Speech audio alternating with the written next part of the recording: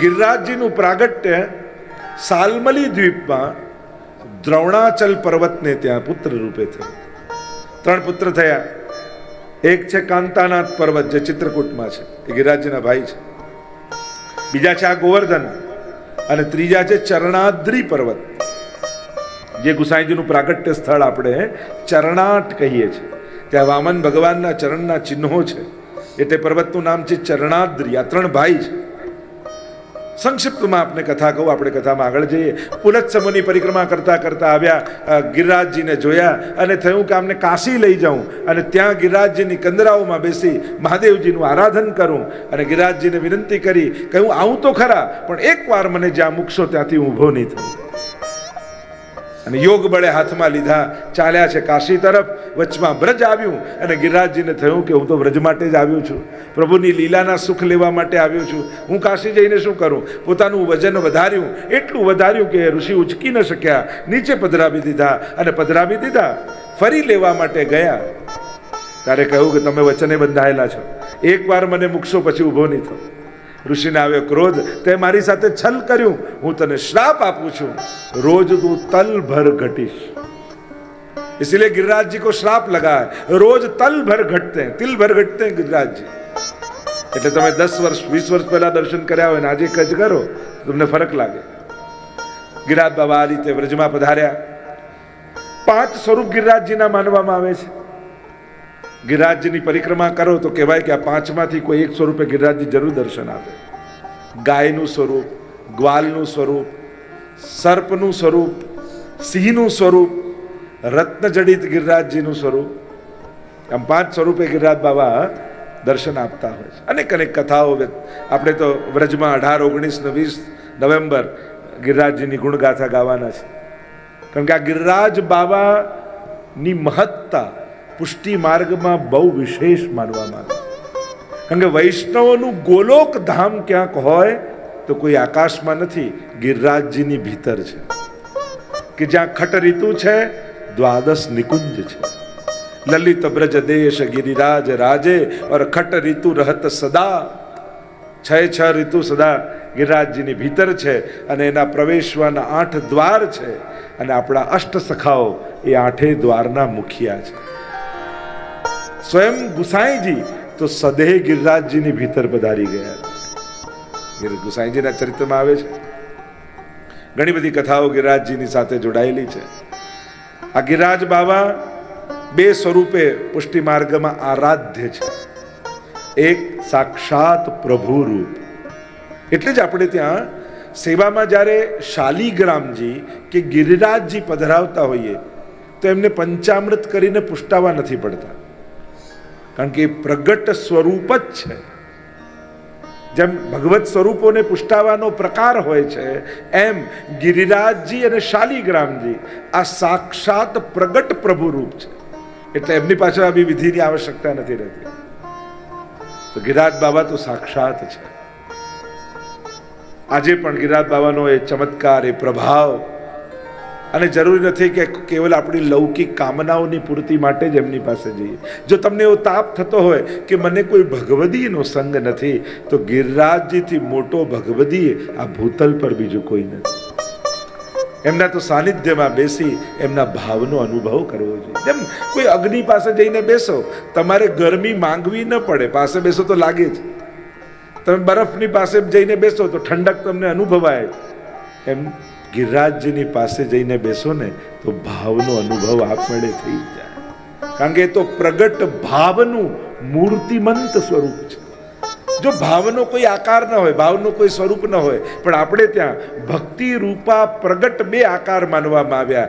એક શ્રી યમુનાજી અને બીજા શ્રી ગિરિરાજજી. જ્યારે પ્રભુએ ઇન્દ્રયાગ બંધ કરાવ્યો અને બ્રજવાસીઓને કહ્યું આ ગોવર્ધન યજ્ઞ કર્યો અને ગોવર્ધન પૂજા કરાવી, અન્નકૂટનો ઉત્સવ કરાવ્યો. જો આપણે ત્યાં પ્રભુ સંબંધી ભોગના આટલા મનોરથો પ્રસિદ્ધ છે. રાજભોગ, છાક, કુંવારો, અન્નકૂટ અને 56 ભોગ, આટલા સામગ્રીને લગતા. જો પ્રભુ આરોગ્ય ન હોય ત્યાં સુધી એને સામગ્રી કહેવાય. પ્રભુ આરોગી લે પછી એને પ્રસાદ કહેવાય, અને ઠાકોરજી આરોગતા હોય એ સમય એને ભોગ કહેવાય. આ 3 શબ્દો પ્રભુ સંબંધી આરોગવામાં કહેવાય. ગમે તે મનોરથ તમે કર્યો હોય, અન્નકૂટ કર્યો હોય, 56 ભોગ કર્યો, રાજભોગ કર્યો, કુંવારો કર્યો હોય, ભોગ આવતા હોય ત્યારે આપણે શું પૂછીએ? પ્રભુ શું સમય છે? તો કે ભોગ આરોગી રહ્યા છે.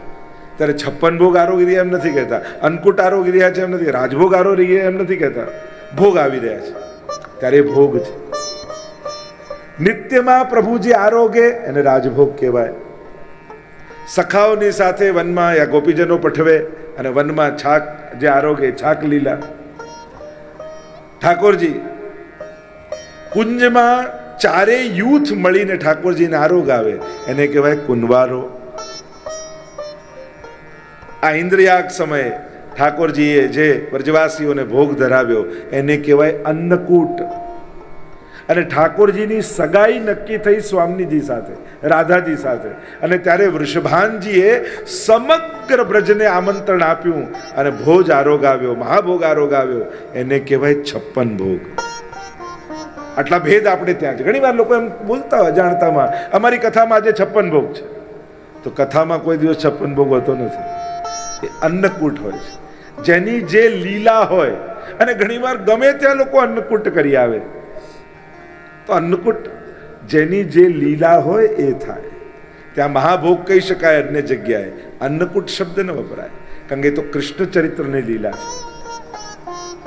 તો 56 ભોગમાં એટલે જ વૃષભાનજી, કીર્તિજી, નંદ બાબા, યશોદાજીની ભાવનાજીઓ પધરાવવામાં આવે. તો આપણે ત્યાં આટલા ભોગના મનોરથોના પ્રકાર છે. અન્નકૂટ હજારો હાથોથી પ્રભુ ગિરિરાજ બાબા આરોગ્યા છે. ઇન્દ્રને જઈને સમાચાર મળ્યા અને ઇન્દ્રને કહ્યું, નારદજીએ તારું તો અપમાન થયું છે, આ બધા જ વ્રજવાસીઓ ઇન્દ્રયાગ બંધ કરી અને કોઈ નવો અન્નકૂટ ઉત્સવ ગોવર્ધન યજ્ઞ કર્યો છે. જો આપણે અમુક તત્વોને મુખારવિંદ માનીએ છીએ, આપણે ત્યાં યજ્ઞકુંડ એ પ્રભુનું મુખારવિંદ છે, ગાયનું મુખ એ મુખારવિંદ છે, બ્રાહ્મણનું મુખ એ ભગવાનનું મુખ માનવામાં આવે છે, એટલે બ્રહ્મભોજન આદિ થાય છે. શ્રી વલ્લભ તો સાક્ષાત કૃષ્ણાસ્ય પ્રભુના મુખારવિંદ રૂપ છે. એમ જ ગિરિરાજજીમાં બિરાજતું મુખારવિંદ એ સાક્ષાત ઠાકોરજીનું મુખ છે. અને એટલે જ્યારે પણ બ્રજમાં જઈએ છે ત્યારે જરૂરી નથી કે જ્યારે જાઓ ત્યારે સ્નાન જ કરાવતા રહો, સ્નાન જ કરાવતા રહો. સમાજનું સામર્થ્ય વધે ને ત્યારે સમજણની સમાજને વધારે જરૂર પડે. વ્રજમાં જ્યારે જાઓ બધા 100 લીટર ચડાવી શકતા હોય, પણ બધા 100 લીટર ચડાવવું જરૂરી ન હોય. વિવેક રાખો, ક્યારે કેટલું સ્નાન કરાવવું ને કેટલો ભોગ ધરવો. અને હવે તો એવા સંજોગો આવી ગયા છે કે 10 વાર બ્રજમાં જતા હો ને પણ સંકલ્પ એ કરો કે વ્રજમાં એક જ વાર ગિરિરાજજીને સ્નાન કરાવીશ. કારણ કે હવે એમને સુખ થાય છે કે શ્રમ પડે છે, એનો પણ વિવેક વિચારવાની જરૂર ખરી. તમે ચડાવો છો એ સાચા અર્થમાં દૂધ પણ છે કે નહીં એ પણ હવે તો ચેક કરવાની જરૂર હોય છે. તો વિવેકની જરૂર હવે બધે જ છે. જ્યારે પણ વ્રજમાં જાઓ ખૂબ વિવેકપૂર્વક, બસ જેમ બધા કરે છે એમ કરી લેવું, કરી લેવું, કરી લેવું, તો પુષ્ટિમાર્ગમાં કરી નાખવું, ધરી નાખવું, ભરી નાખવું એ જ જરૂરી નથી. દરેક વસ્તુ કરતા પહેલા વિવેક જરૂરી છે. આ કરવાથી આમને સુખ થશે, એમને આનંદ થશે, એનું ચિંતન થવું જોઈએ, એનો વિચાર થવો જોઈએ. તો દરેક વસ્તુ વિવેક માંગે છે. અહીંયા જ્યારે ગોવર્ધન યાગના સમાચાર ઇન્દ્રને મળ્યા છે, ઇન્દ્રને અપમાન લાગ્યું. સંવર્તક નામના મેઘો જે પ્રલય કાળમાં વર્ષા કરે એમને આજ્ઞા કરી છે કે જાઓ સમગ્ર બ્રજને ડુબાડી દે. અને પ્રલય કાળમાં જે વર્ષા કરતા હોય મેઘો આકાશમાં ઘેરાવા લાગ્યા, મોટી મોટી શિલાઓ પડતી હોય એવા બૂંદો વર્ષાના પડવા લાગ્યા છે. ગભરાયા છે બધા જ વ્રજવાસીઓ, દોડતા દોડતા પરમાત્માની પાસે પહોંચ્યા છે. પ્રભુ રક્ષા કરો, આખું બ્રજ ડૂબી જશે. પ્રભુએ કહ્યું કે આપણે જેનો યજ્ઞ કર્યો એ ગિરિરાજ બાબા આપણી રક્ષા કરશે. બધાને લઈને પ્રભુ આવ્યા છે ગિરિરાજજીની શરણમાં. ગિરિરાજની કંદરામાં પ્રવેશ કરી વામ ભુજાની કનિષ્ઠા ઉપર બોલો ગોવર્ધન જગન્નાથ કી જય. ગિરિરાજજીને ધારણ કર્યા છે. સમસ્ત વ્રજવાસીઓને આહવાન કર્યું છે, આવો ગિરિરાજ બાબા આપણી રક્ષા કરશે. અને કાન કુંવર કે કર પલ્લવ પર શ્રી ગોવર્ધન નૃત્ય કરે. વેણુના સ્વર ઉપર ગિરિરાજ બાબાને ધારણ કર્યા છે. ચતુર્ભુજ રૂપ પ્રભુએ ધારણ કર્યું. થયું કે આ વ્રજવાસીઓ 7 દિવસ ભૂખ્યા તરસ્યા કેમ રહેશે? એટલે અધર પર વેણુ લઈને વેણુ વગાડી બધા તે ભાન ભૂલી ગયા. પહેલા તો લાકડી લઈને આવ્યા અને લાકડી લગાડી. બધા વ્રજવાસીઓ કહ્યું, કનૈયા આપ તું છોડ દે, અમને લઠ લગાડી દે. ઠાકોરજીને થયું હજી સાધનનું બળ છે. ધીમે રહીને હાથ નીચે લીધો ને ગિરિરાજજી નીચે આવવા લાગ્યા. ગભરાયા વ્રજવાસીઓ, અરે કનૈયા પકડ. ઠાકોરજીએ ફરી ધારણ કર્યા અને 2 ભુજાથી વેણુ, 1 ભુજાથી ગિરિરાજજી, 1 ભુજામાં શંખ છે. શંખ એ જલનું આધિदैविक स्वरूप છે. जितनी वर्षा हो रही है ठाकुर जी शंख के द्वारा उस जल का शोषण कर रहे हैं और गिरिराज बाबा प्रसन्न हो रहे हैं. देखो ठाकुर जी ने मुझे अपने श्रीहस्त में धारण किया. गिरिराज बाबा को हस्त में लेकर ठाकुर जी संकेत कर रहे हैं, ऐसे भगवती की शरण में आओगे तो ही मेरी प्राप्ति होगी. 7 દિવસ સુધી गिरिराज ने धारण કર્યા. મહાપ્રભુજી સમજાવે છે 7 પ્રકારના અન્યાશ્રયો વ્રજવાસીને હતા. દેવ, ઋષિ, પિતૃ આદિ આદિ. અને પ્રભુએ સર્વ અન્યાશ્રયોમાંથી મુક્ત કરી દીધા. કારણ કે જે અલ્પનો આશ્રય કરતા હતા એ અલ્પનો આશ્રય છોડાવી સર્વ સમર્થનો આશ્રય કરાવ્યો. મહાપ્રભુજી આજ્ઞા કરે છે, અલ્પાશ્રયો ન કર્તવ્ય, કર્તવ્યો મહદાશ્રય. અલ્પનો આશ્રય નહીં કરવો, મહદનો આશ્રય કરો. 7 દિવસમાં 7 પ્રકારના અન્યાશ્રયોને છોડાવી દીધા. ભગવાન જ્યારે કૃપા કરવાના હોય ને ત્યારે સંસારના સહારાઓથી મુક્ત કરી દે. પ્રભુ જ્યાં જ્યાં આપણને ભરોસો હોય, આ મારી રક્ષા કરશે, આ મને બચાવશે, આ મને સાથ આપશે, આ મારી રક્ષા કરશે. અને કોરોનામાં તો બધા સમજી જ ગયા. પોતે જ મેસેજ કરવા પડ્યા કે કોઈ આવતા નહીં, હું પોઝિટિવ છું. જે એમ કહેતો આપણું તો બહુ મોટું ગ્રુપ હો, આપણું તો ઘણું મોટું સર્કલ, આપણે તો આમ, એણે પોતે જ મેસેજ કરવા પડ્યા, ભાઈ આવતા નહીં. પ્રભુ અસમર્થતાનું ભાન કરાવી પ્રભુના સામર્થ્યનો અહેસાસ કરાવે છે. અને જે ક્ષણે પ્રભુની સર્વસમર્થતાનો ભાવ થઈ જાય, અહેસાસ થઈ જાય, ત્યારે આપણી અલ્પતાનું જ્ઞાન આપણને સહજમાં થઈ જાય કે હું તો કાંઈ નથી. જે પોતાને ખૂબ મોટો માનતો હોય અને પ્રભુ જ્યારે એને અસમર્થ બનાવી દે ત્યારે પ્રભુના આશ્રયને સિદ્ધ કરાવે છે ઠાકોર. ત્યારે ઇન્દ્ર અપશબ્દો બોલ્યો છે. અરે આ ગોવાળીઓ, પ્રભુ મહાપ્રભુજી બહુ સુંદર અર્થો સુબોધનીમાં કર્યા. અપશબ્દોને પણ સ્તુતિપરક અર્થ કર્યા. 7 દિવસ વર્ષા થઈ. ઠાકોરજીએ વેણુનાદ કરીને દેભાન. અને વ્રજવાસીઓને એમ થયું કે આ ઠાકોરજી 7 દિવસથી જાગે છે, ક્યાંક આંખો બંધ થઈ ગઈ ને ઊંઘ આવી ગઈ તો અમે તો કાયમ માટે સૂઈ જઈશું. એવું તે શું કરીએ કે એમની એક પલક પણ બંધ ન થાય. એટલે 16 શણગાર સ્વામીજીને સજાવી અને સ્વામીજીને સામે ઊભા કરી દીધા. અને સ્વામીજી ઊભા રહી ગયા એટલે ઠાકોરજી તો અનિમેષ અપલક નેત્રોથી સ્વામીજીના સ્વરૂપામૃતનું પાન કરવા લાગ્યા. અને 7 દિવસ ક્યાં જતા રહ્યા ખબર ન પડી. ઇન્દ્ર હાર્યા છે. દંડવત કરતા કરતા ઠાકોરજીના ચરણો સુધી આવ્યા. પ્રભુએ કહ્યું, તે ભલે પરીક્ષા કરી પણ તારી પરીક્ષા એ વ્રજભક્તો ઉપર તો કૃપા જ છે. કારણ કે જે ઉપદેશ હું આપું છું, સર્વ ધર્માન પરિત્યજ્ય મામ એકમ શરણમ બ્રજ અહમ ત્વા સર્વ પાપેભ્યો મોક્ષયિષ્યામિ મા શુચ. મારા એકની શરણમાં આવો.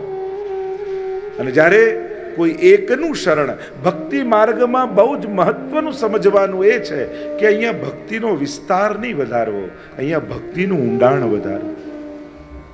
भक्ति में गहराई की महत्ता है, विस्तार की महत्ता नहीं है. आपने कितने भगवान के फोटो इकट्ठे किए, કેટલા ફોટા મંદિરમાં ભેગા કર્યા એ મહત્વનું નથી, પણ એક કોઈ એવો પ્રેમ કર્યો કે આંખ બંધ કરો ને એ તમારી સામે દેખાય, એ વધારે મહત્વનું છે.